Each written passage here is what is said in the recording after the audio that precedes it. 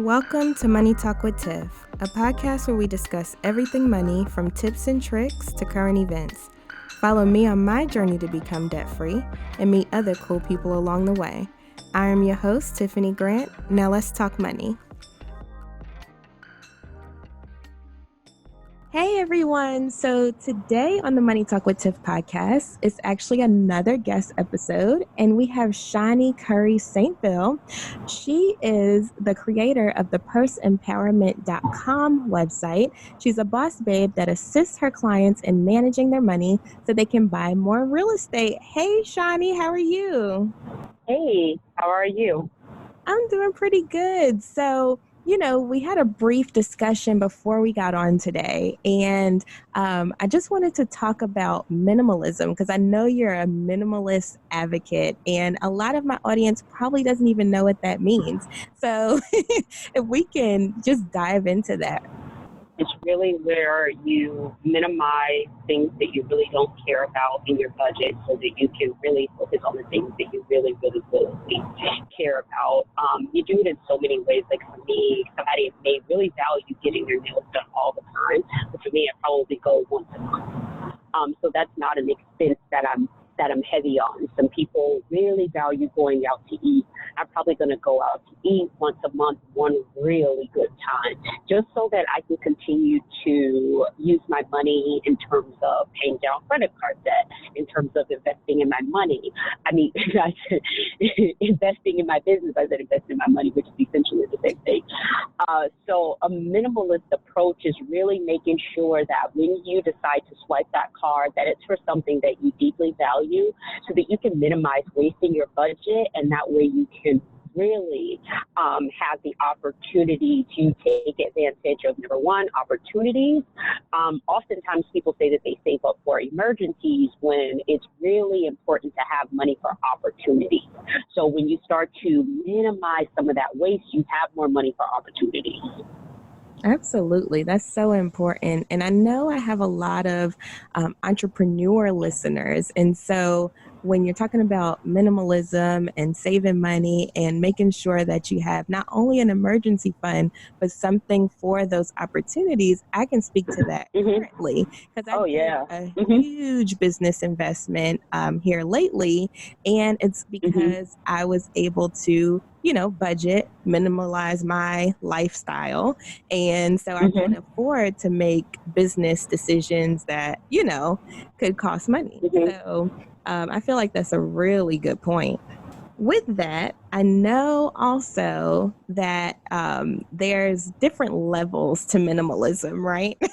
Because, sometimes you'll see, I don't know if you remember that show, but where they had like the extreme cheapskate or something. Yeah, my children made me look at that.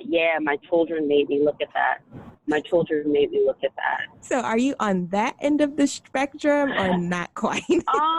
No. I don't. So let's just be, so in terms of minimalism, that's one of the things that I don't have. I don't have a television. I have a Netflix account. It's the least expensive one. So I also do it with time. So I probably watch TV maybe once a month, if that. And that's probably because someone's begging me to watch it with them. So I don't have the cost of cable. I don't have the cost of, sometimes when I'm looking at my client's budget, I don't have the cost of, iTunes and this app to watch this, and then the Fire Stick and all of these extra added on benefits. So I've never seen the show, but my children did tell me about it. So I can't even tell you about the show because I've never seen it. That's something that I minimalized, not having TV. For instance, when my family goes, I have a son, one is 6, one is 8. When they get ready to go to the movies with my husband, I never go. Like, that's something that I minimalize. I never go. I do other things with them for family time and to have joint time, but I definitely don't spend money on going to the movies with them. Gotcha. So that's an example of like minimalization. And minimalization has really worked out for me in terms of my life, in terms of the growth of my business. When it comes to paying off my house, just being able to minimalize. Number one, when we purchased the property, we only purchased the property for $80,000. That's not how much we qualify for. So oftentimes when I'm helping my clients figure out, how much house to get, then it's really about, okay, so just because you get qualified for $350,000, you don't have to purchase a house for $350,000. So that is just like another part of like the minimalism equation. Oh my gosh, yes. And even so, I just did a talk with students at a local Mm-hmm. university here. And that's what I stressed to Mm-hmm. them about the student loans. It's the same concept. Like they'll approve you for way more than you need. Just take what you need. And the same thing goes for buying a house. Right, right. And sometimes sometimes you don't even have to take what you need. Sometimes people overlook specific neighborhoods. The cost of the house for us was $80,000. We bought the property maybe 7 years ago. It's now worth $280,000. So it's all that equity just sitting there that we can tap into to, buy more property. We purchased other properties. I'm a little sketchy about touching the homestead. It's not so much that it's a sensible idea. It's just something that like, it's just one of those things that I don't like moving around the homestead too much. But if we wanted to, we could take liquid out of that. We could take money out of that property and then go and buy another one. So that speaks to just having the willingness to just minimize your lifestyle for a very short period of time so that you can be able to do the things that you really want to do with your time and what you really want to do with your money. I think sometimes when people think about cutting back, they think that it's a permanent sacrifice, but it's not at all. I remember a period of time, my business now, Person Empowerment, is 10 years old. I remember when I began it, I remember not being able to go to birthday parties with my friends. Like if someone asked me to go somewhere, I would say no. My girlfriends just started inviting me to girl trips because they already know right off the bat, Shani's not going because it wasn't in my budget. My focus was paying off my mortgage. And now that I've done that, I have a little bit more freedom with my money so now when they ask me to go to Jamaica with them, Shani finally went, right? It's been, so I minimized that expense. I wasn't afraid to tell people no. Like if they would say, hey, would you like to, we're having this birthday party and come to the birthday party. I wouldn't go because sometimes it would cost me $65 to go out to eat. Then I'm going to give them a gift. Then before I know it, I'm $150 in, So that's not where my money was going at that time. Now, if I wanted to go out with them, could I do it with great ease? Yes. But it took a very temporary period of sacrificing some of those unnecessary wants so that I can really be able to have some level of financial freedom, that I would be able to control my time, that I would be able to have a lot more control over my money. So minimalism works for me totally. Another part of it is not letting people kind of sucker you into stuff. You have to really have thick skin because people will name call. They'll call you cheap. They'll call you broke. They'll make all types of assumptions. Oftentimes when I go out with my husband, during that period, I don't do this anymore, but during that period of time when we were really using all the cash to pay off the mortgage, if we went out to eat, then I would always share food with him, right? So you get like this big plate of food or whatever. Most of the time you're going to take it home for some takeout. You're not going to eat it anyway. Like me, I don't really like warming up food. I don't even use a microwave. There goes more of my minimalism, right? I don't buy a microwave. It's not plugged into the wall. It came with the house. I really don't use it. But I don't like warming up my food to begin with. It's going to take all the nutrients out anyway. So listen, we will bust that plate down and eat it and be happy. And sometimes people will be looking at us and judging us and having these opinions about us. But I was cool with it, so that's also another part of minimalism that people are really gonna, people really are gonna judge you. Right, right. And I mean, so two comments on that. One of my favorite things to say to people is short-term sacrifice for long-term gain. Like, go ahead and skip, these luxuries for now, pay off your debt and stuff, and then you can enjoy that and then some. Like, like I'm always telling people, it's a short-term sacrifice for a long-term gain. Like, Just make these little baby Mm-hmm. sacrifices now, and you will enjoy way more later. And then also, I fall into the same boat. So, everybody around me always calls me cheap. I like to call it Mm-hmm. frugal, but Mm-hmm.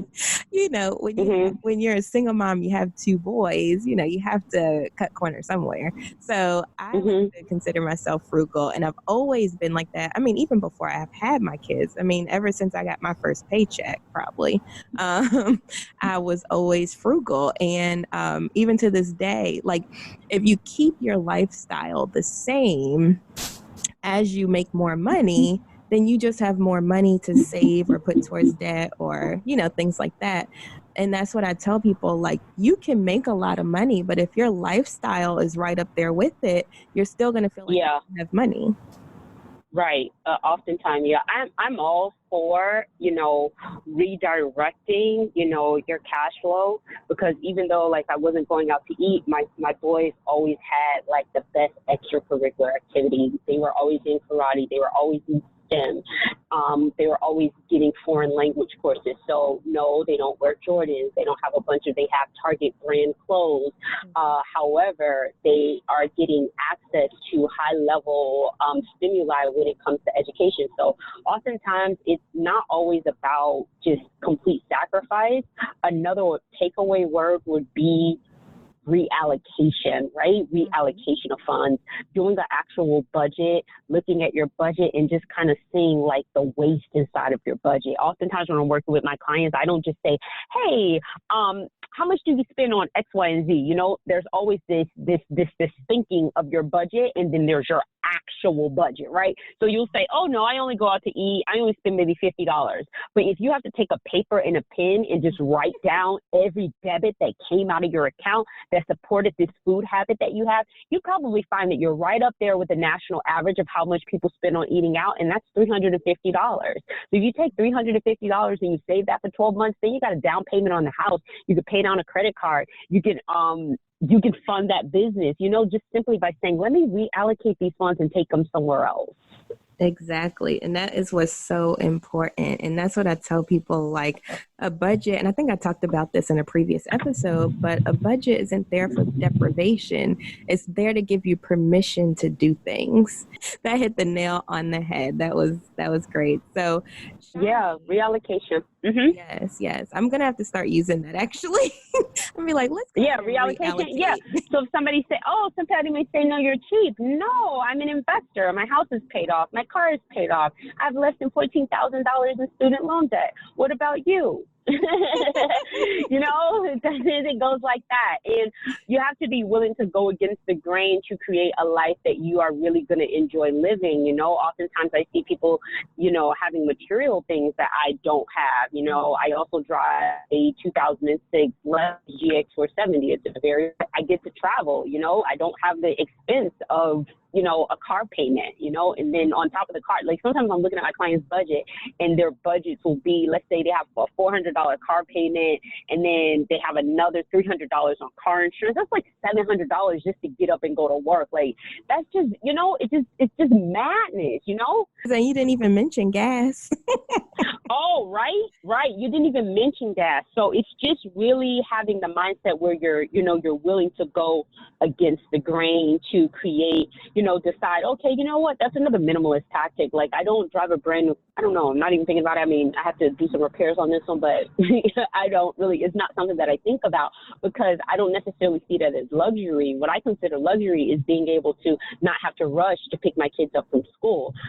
Luxury to me is being able to sit through, this morning, there was a parent meeting. I didn't have to worry about asking someone, hey, can I take off of work? Can I do this? Can I do that? I had the opportunity to be present, to see what's going on. I get to engage. That's luxury with me, being able to engage with my children in a very responsible, tactile, conversation. So you really got to start changing what luxury is, heated seats. Are those really luxury? You're not even thinking about the money that you can free up just by saying, you know what? really don't need these heated seats, really don't need a new car. I think I can go with a older car. That way it'll shave maybe about $150 off of these monthly payments. $150 doesn't sound like a whole lot, but 12 times 1, that makes a little bit of sense, you know? Exactly. Especially 12 times 60. That makes all the sense. Exactly. And I mean, I actually did this. So I wrote an article about it last year, but I had a brand new, it was when I bought the car, it was a 2016 Honda CRV. I bought it in 2016 off the lot, and I rode around in it for 2 years, $400 payment. My insurance was about $200 and some odd dollars. And, you know, last year I got rid of it. I sold it. How did you go about you sold it? Okay. I sold it, got rid of it, and I bought a 2010 Mazda CX-7 that I'm driving around in now. Do I miss my backup camera, heated seats, moon roof, sunroof, all of that? Slightly, but guess what? I'm still getting from point A to point B, and it's a lot cheaper. That car that I have now, I've already paid that off. So now I don't even have see what I'm saying? Payment. If I would have kept that excellent. 2016, I would still be having a car payment to this day. Exactly. Yeah, exactly. And it's about reallocation. It's about minimizing some of the things that you consider to be luxury to really identify what your real luxuries are, you know. Another thing that you can do once you get to a place where you eliminated a great deal of your debt, then you have the opportunity to move over into investing. So me and my husband together, we own 4 properties. Now, we go ahead and sell one of the properties. I don't know. One of the things that I do have a crush. Now, I do have money crushes, right? I do have money crushes. There are things, like, there's a few things that I deeply enjoy, and I'll talk about that a little bit. Things that I just, openly give myself the permission to buy without even thinking about it. Don't ask me about my hair. Straight up, I'm paying for my hair. I'm not talking about it. It's a non-negotiable. I'm going to get my feet done at least once a month. That's a non-negotiable for me. Those are some base level things.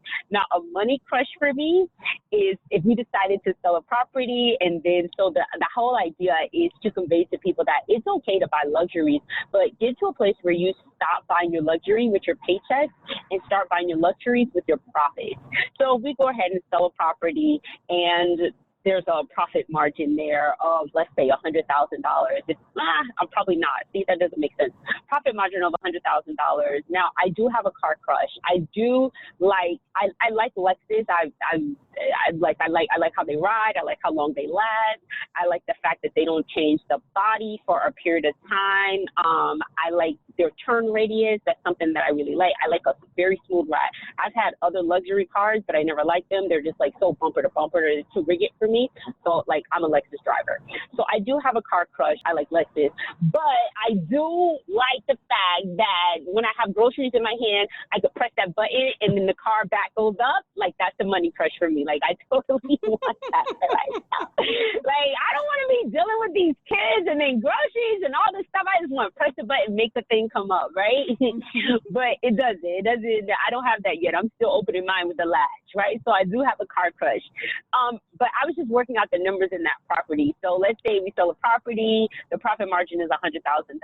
That particular car that I'm thinking about buying is $39,000.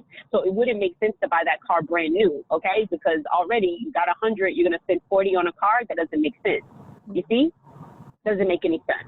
So if I did decide to sell a property and go ahead and purchase a car, because I wouldn't even think about it, then it would definitely have to be a pre-owned vehicle that I'd probably get for like $15,000 to $20,000 for it to even make sense in terms of a profit margin and sensibility. So that's one of the things that I highly advocate for.